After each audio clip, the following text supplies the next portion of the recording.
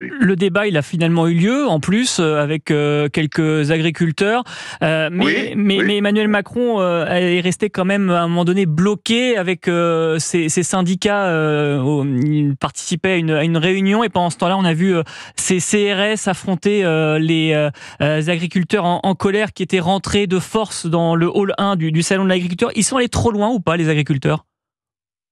Ah ben, l'image que tout ça renvoie, hein, c'est une totale incompréhension. Mais au-delà de l'incompréhension entre le local, le président de la République, son gouvernement et les agriculteurs, pour ceux qui donnent cette image, c'est que ça donne l'impression qu'il n'y a aucun débouché politique. C'est ça qu'il y a de pire. C'est-à-dire que on voit pas quel est le chemin qu'on doit emprunter pour pouvoir sortir de cette crise. Il y a pas vraiment de perspective. Alors, il y a eu des mesures qui ont été annoncées, avec certaines qui sont des surprises, et j'attends avec impatience de voir comment on peut mettre ça en œuvre. La Lesquels? Le prix première qui plancher, était par exemple? alors, la première qui était très importante, c'est la question des trésoreries. Oui. Il y a bien sûr, dans cette crise, des exploitations agricoles qui vivent d'extrêmes difficultés. Celles-là doivent être traitées rapidement et de manière spécifique. Ça aurait dû être fait depuis le début, avec possiblement des aides à la trésorerie, des années blanches sur les remboursements, pour pouvoir redresser des exploitations qui peuvent repartir, mais qui connaissent aujourd'hui de graves difficultés. Non, l'annonce la plus surprenante et avec des conséquences extrêmement lourdes, et j'attends de voir comment on va m'expliquer ça, c'est les prix planchers. Ou le prix plancher. Pour vous, c'est pas une bonne idée? À quel niveau? Qui décide?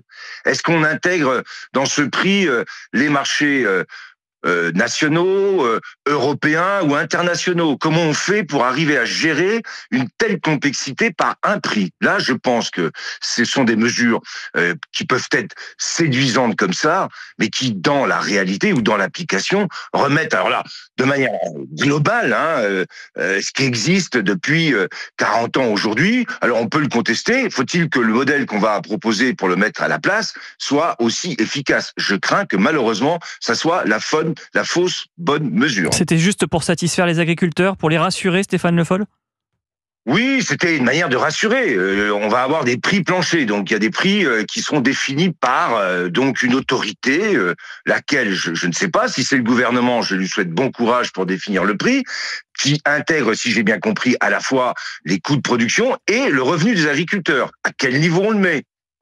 Un prix pour un type d'exploitation avec des amortissements qui sont déjà réalisés, ou un jeune qui s'installe avec des amortissements qui ne sont pas encore bien avancés, vous avez pour le même prix pas du tout le même revenu. Quel est le revenu qu'on définit?